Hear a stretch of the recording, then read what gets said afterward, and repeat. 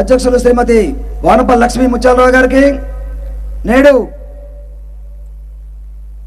సర్పంచుల సమర సంఘారావు వారికి ముఖ్య అతిథిగా విచ్చేసినటువంటి తెలుగు జాతి ముద్దుబిడ్డ మాజీలో మాజీ ముఖ్యమంత్రి వర్యులు తెలుగుదేశం పార్టీ జాతీయ అధ్యక్షుడైనటువంటి శ్రీ నారా చంద్రబాబు నాయుడు గారికి ఈ రాష్ట్రంలో సర్పంచ్ అందరి తరపున నమస్కారాలు తెలియజేసుకుంటాను సార్. అయ్యా, 2001వ సంవత్సరంలో మేము ప్రజల చేత ప్రత్యక్షంగా ఓట్లు వేసి గెలిపించుకున్నటువంటి సర్పంచులు సార్. మేము అనుకున్నాం సార్, మేము సర్పంచులు అయితే ఏదైతే గాంధీజీ కళ్ళ కన్నా గ్రామ స్వరాజ్యాన్ని మేము మా పుట్టి పెరిగిన గ్రామంలో మేము గ్రామ ప్రజలకి మౌలిక ప్రాథమిక సౌకర్యమైనటువంటి త్రాగునీళ్ళు, రోడ్లు, ట్రైన్లు, మరి శానిటేషన్ లాంటి సౌకర్యాలు కల్పించవచ్చని చెప్పి ఎన్నో ఆశలతో ప్రజలకు ఎన్నో హామీలు ఇచ్చి మేము సర్పంచులుగా గెలవడం జరిగింది సార్.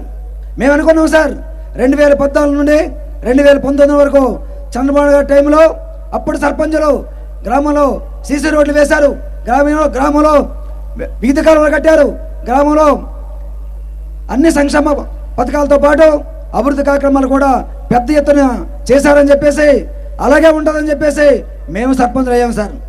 అయితే సార్, మేము సర్పంచులు అయిన తర్వాత మరి రాష్ట్ర ముఖ్యమంత్రి జగన్మోహన్ రెడ్డి గారు మరి ఎంతో గొప్పగా సచివాలయ వ్యవస్థ తీసుకొచ్చి మా సర్పంచుల మీద మమ్మల్ని మాకున్న అధికారాలని వాలంటీర్లు కట్టబెట్టి మేము ఇంకా గ్రామంలో పెన్షన్లు ఇచ్చే అధికారం సర్పంచ్గా ఉండేది. సంక్షేమ పథకాలు అందించే ప్రతి కార్యక్రమాలు, ముఖ్యంగా ఇల్లు పథకం కానీ అలాగే అన్ని సంక్షేమ పథకాలు కూడా గ్రామ సర్పంచ్ సంతకంతోనే జరిగేవి సార్. అటువంటి గ్రామ సర్పంచ్ అంటే గ్రామంలో ప్రథమ పౌరులు. అటువంటి ప్రథమ పౌరులు సార్ ఇవాళ ఉనికిని కోల్పోయాం. మరి మాకు నిధులు లేక గ్రామాల్లో పనిచేయాలంటే నిధులు ఉండాలి సార్. ఈ రాష్ట్ర ప్రభుత్వం ఏదైతే రాష్ట్ర ఫైనాన్స్ కార్పొరేషన్ ద్వారా ఇవ్వాల్సిన నిధులు 1 రూపాయి కూడా ఇవ్వకపోగా కేంద్ర ప్రభుత్వం మాకు ఇస్తున్నటువంటి 15వ 16వ ఆర్థిక సంఘం నిధులు కూడా 1 రూపాయి కూడా మాకు ఇవ్వకుండా దొంగదారిన రాత్రి పంచాయతీ ఖాతాలు ఖాళీ చేసిన కనుక ఈ రాష్ట్ర ముఖ్యమంత్రి జగన్మోహన్ గారు దక్కిందని చెప్పేసి ఈ సందర్భంగా తెలియజేసుకుంటాం సార్.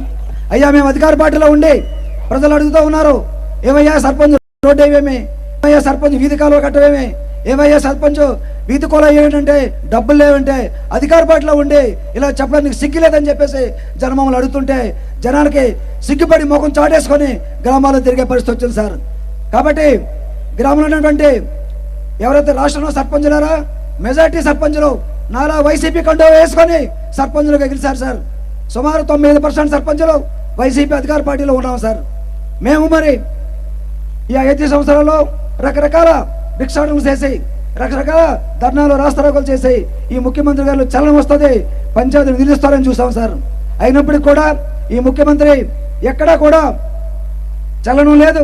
గ్రామ పంచాయతీ అంటే ఊసి లేదు, సర్పంచ్ అంటే ఊసి లేదు అని చెప్పి ఆయన తెచ్చినటువంటి ఏదైతే రాజ్యాంగ వ్యతిరేక శక్తులు ఏవైతే ఉన్నాయో ఆ వాలంటరీ వ్యవస్థ, సచివాలయ వ్యవస్థ అంటారు తప్ప ఈ గ్రామ సర్పంచ్ అని కానీ, గ్రామ పంచాయతీ అని కానీ, గ్రామ ఎంపీటీసీ అని కానీ, జెడ్పీటీసీ అని కానీ, జిల్లా బోర్డు చైర్మన్ కానీ, మండల పరిషత్ అని చెప్పి ఎక్కడ ఒక్కరోజు కూడా ఈ ముఖ్యమంత్రి ఉంటాడు వెంటలేదు సార్.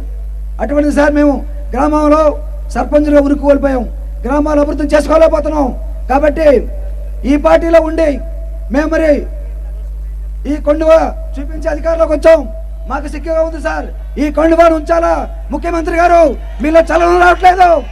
కాబట్టి ముఖ్యమంత్రి గారు మీకు చెప్తా ఉన్నాం, సమయమాసనమైంది.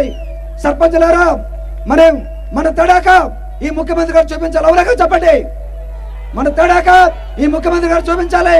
సర్పంచులారా, రేపు రాబోయే ఎన్నికల్లో మనకు ఎవరైతే నిధులు ఇస్తారో, మన గ్రామాలు ఎవరైతే బాగు చేస్తారో, మనం గ్రామంలో సగర్వంగా సర్పంచుని కాళ్ళ దగ్గర చూపించుకోవాలంటే రాబోయే రోజుల్లో మరి ముఖ్యమంత్రి గారు చంద్రబాబు గారు మరి 2014లో పెద్ద ఎత్తున ఆయన రోడ్లు, డ్రైన్లు, మరి గ్రామాలని శ్యామలం చేస్తూ అభివృద్ధి చేశారు.